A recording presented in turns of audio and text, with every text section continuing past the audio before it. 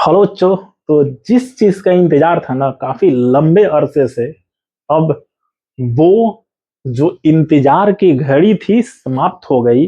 और finally BPSC school teacher TRE 4.0 का notification जो है वो आ चुका है। हाँ, और ये चीज सबको को पता है। जैसा कि ये भी पता है कि पटना गर्दनी बाग में इसी को लेकर के बहुत लंबा एक प्रोटेस्ट चलने वाला था। लेकिन इसके पहले ही आपके मिथिलेश तिवारी जी एजुकेशन मिनिस्टर ने क्या किया कि उसका नोटिफिकेशन दे दिया। और वो प्रोटेस्ट को भी समझिए कि एक तरीके से हटाने का कोशिश किया, यानी कि उसको रोकने का कोशिश किया। तो टोटल अगर रिक्वायरमेंट की बात की जाए तो 32,388 जो है पोस्ट आया हुआ है।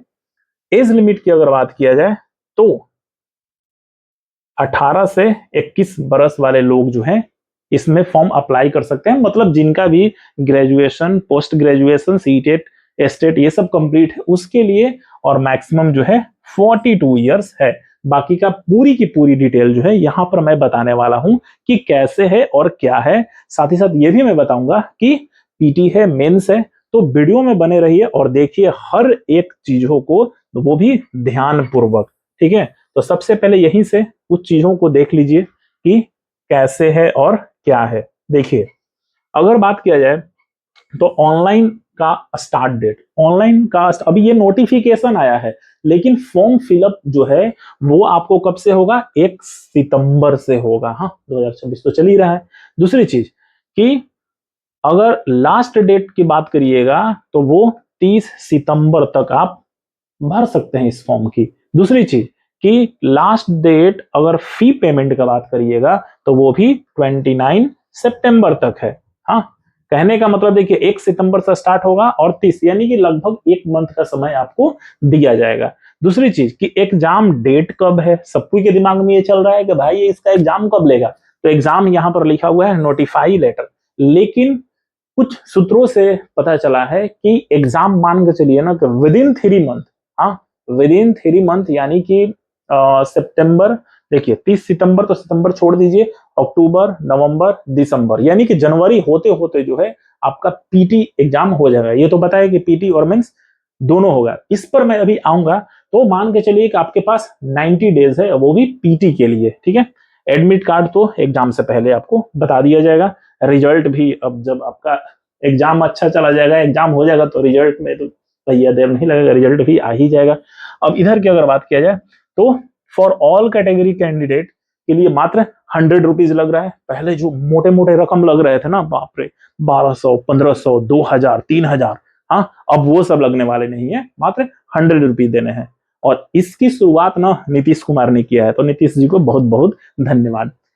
पेमेंट का मोड कैसे रहेगा? डेबिट कार्ड से कर लीजिए, क्रेडिट कार्ड से कर लीजिए, बैंकिंग, और जैसे भी कैश कार्ड वगैरह, वॉलेट ये सब कर लीजिए। ये सब काम का चीज नहीं है यहाँ पर। और आगे चला जाए और फिर और भी कुछ जानेंगे, पीटी और मेंस के बारे में भी जानेंगे यहाँ पर हम लोग कि क्या है पीटी, मेंस क्या है, सब्जेक्ट कैसे है। तो फिलहाल ये भी देख लीजिए, कुछ कुछ चीजों को देख लिया जाए। कह रहा है कि मिनिमम एज अगर बात करिएगा तो 18 ईयर्स है, क्लास 1 to 5 के लिए और 6 to 8 के लिए। अगर मिनिमम एज बात किया जाए 9 to 10th, 11, 12 के लिए तो 21 ईयर्स है, मिनिमम की मैं बात कर रहा हूँ। मैक्सिमम अगर बात करिएगा तो 37 ईयर है यूआर के लिए, यानी कि जनरल कैटेगरी के मेल के लिए। हाँ, और अगर मैक्सिमम एज बात किया जाए 40 इयर्स मिलेगा फीमेल के लिए। हाँ, देखिए मेल के लिए 37, 3 साल रिलैक्सेशन एज अ रिजर्वेशन कह सकते हैं, महिलाओं को मिल जाता है। मैक्सिमम एज 40 ईयर रहेगा, चाहे वो बीसी हो, चाहे वो ईबीसी हो, मेल या फिर फीमेल, दोनों के लिए। अगर मैक्सिमम एज बात कीजिएगा एससी एसटी मेल और फीमेल के लिए तो 42 इयर्स है। बिहार बीपीएससी एज रिलैक्सेशन जो है उनके अपना जो भी रिजर्वेशन कोटा है उसके अकॉर्डिंग मिल जाएगा। हाँ, अगर आगे बात किया जाए तो यहां पर थोड़ा सा देख लिया जाए एलिजिबिलिटी क्राइटेरिया। ठीक है, ताकि आप एलिजिबल है नहीं है, क्या मन में सस्पेंस है, वो भी यहां पर मैं क्लियर कर देता हूं। देखिए, स्कूल टीचर 1 to 5 के लिए कह रहा है कि बैचलर डिग्री होना चाहिए, 50% मार्क्स होना चाहिए, यानी कि ग्रेजुएशन आप जो भी आपका सब्जेक्ट है एटलीस्ट 50% आपके मार्क्स होने चाहिए ग्रेजुएशन में। हाँ, एंड बीएड डिग्री भी आपके साथ होनी चाहिए। बीएड तो करिएगा, सिंपल सी बात है, बिना बीएड का टीचर कैसे बनिएगा। या बैचलर डिग्री होना चाहिए किसी भी stream with diploma in elementary education. हाँ, कहने का मतलब कि ग्रेजुएशन के जैसा ही अगर कोई दूसरा आपने कोर्स कर रखा है तो भी आप ये फॉर्म भर सकते हैं। दूसरी चीज 10+2 इंटर विथ 50% का मार्क्स होना चाहिए। With 2 year diploma in elementary school, special diploma भी चलेगा। ठीक है, 10+2 करिएगा तो सिंपल सी बात है ना कि 10+2 कीजिएगा तभी तो ग्रेजुएशन कीजिएगा। तो 10+2 यानी कि कुछ लोग ITI भी रहते हैं, हाँ, तो उनके लिए ये चीजों को मेंशन किया हुआ है। नेक्स्ट है 10+2, मतलब ये दे रहा है या तो ये रहना चाहिए या तो ये रहना चाहिए या तो ये रहना चाहिए या तो ये रहना चाहिए, ये सब दे रहा है कि कोई भी एक रहना चाहिए। सब में देखिए और लगा रखा है। हाँ चलिए नेक्स्ट, तो यहाँ थे तो 10+2 रहना चाहिए, 45% मार्क्स होना चाहिए एज पर 2002 norms, with 2 year diploma in elementary education. ठीक है, जिसको DLED वगैरह बोलते हैं हम लोग। 10+2 inter with 50% marks with 4 year BLED degree होना चाहिए, master degree with 55% marks and the BEd degree. MAd भी रहेगा 3 ईयर का तो भी चलेगा। सीटेड पेपर 1 होना चाहिए और बीटेड पेपर 1 भी होना चाहिए, यानी कि एग्जाम क्वालिफाइड है। कहने का मतलब कि अगर आप ग्रेजुएशन है और सीटेड पेपर 1 का आपके पास डिग्री है या DLED है या फिर बीटेड पेपर 1 का अगर आपके पास डिग्री है तो ये फॉर्म आप अप्लाई कर सकते हैं 1 to 5 के लिए। आगे अगर बात किया जाए तो आगे का भी देख लिया जाए। मिडिल स्कूल, मिडिल स्कूल की बात किया जाए यानी कि 6 to 8 के लिए, 6 to 8 के लिए कौन लोग भरेंगे? देखिए, ग्रेजुएशन होना चाहिए विथ 2 ईयर डिप्लोमा एलिमेंट्री यानी कि DLED या फिर graduate post graduate with 50% marks, या तो BEd होना चाहिए या फिर DLED होना चाहिए और ग्रेजुएशन तो रहेगा ही रहेगा। नेक्स्ट देखिएगा, graduate with 45% marks and BEd NCT norms, graduate with 50% marks and BA या BEd और BSc, या तो BA रहना चाहिए या फिर BCom वाले लोगों की नहीं बात हो रही, याद रखिएगा, या तो BEd या फिर BSc। हाँ, ये चीजें जो है वो रहना चाहिए, मतलब कि आर्ट्स और साइंस वाले लोग जा सकते हैं और साथ ही साथ BEd भी रहना चाहिए। हाँ, दूसरी चीज, ग्रेजुएट विथ 50% मार्क्स, BEd या कोई स्पेशल और पोस्ट ग्रेजुएट 55% से। मतलब कहने का कि अगर आप पोस्ट ग्रेजुएट हैं तो बेटर चीज है, बाकी का आप 6 to 8 का है, आप ग्रेजुएट भी हैं तो अप्लाई कर सकते हैं। BEd की डिग्री होनी ही होनी चाहिए और सीटेड की भी डिग्री होनी ही होनी चाहिए। नेक्स्ट अगर बात किया जाए इसका 6 to 10, ये 6 to 8 था, वही है 6 to 8, सबको यहाँ पर इंक्लूड कर दिया है। हाँ, इसमें क्या होना चाहिए आपका, एक एस्टेट पेपर 1 भी होना चाहिए। 6 to 10 वाला में जाइएगा तो एस्टेट पेपर 1 जो है आपका होना चाहिए, और एस्टेट पेपर 2 का जरूरत पड़ता है जब आप जाइएगा 11th और 12th वाले में। आगे चलते हैं, ये 9th 10th का सेम है। अब देख लीजिए 10+2 वाले लोगों को, जानते हैं सबसे ज्यादा यानी कि अप टू 16% जो है ना वैकेंसी आया है PGT वाले लोगों के लिए। मेरा तो पर्सनल आप लोगों से यही सलाह रहेगा कि अगर आप तैयारी कर रहे हैं ना टीचर के लिए तो PGT वाले को टारगेट करिए, चाहे जो भी सब्जेक्ट हो। देखिए थोड़ा सा टफ तो रहता है, लेकिन आपके पास है 3-4 महीने टाइम, आप आसानी से अपने सब्जेक्ट को कमांड में लाइए और आसानी से निकल जाएगा। 16,000 है, हाँ सबसे ज्यादा है।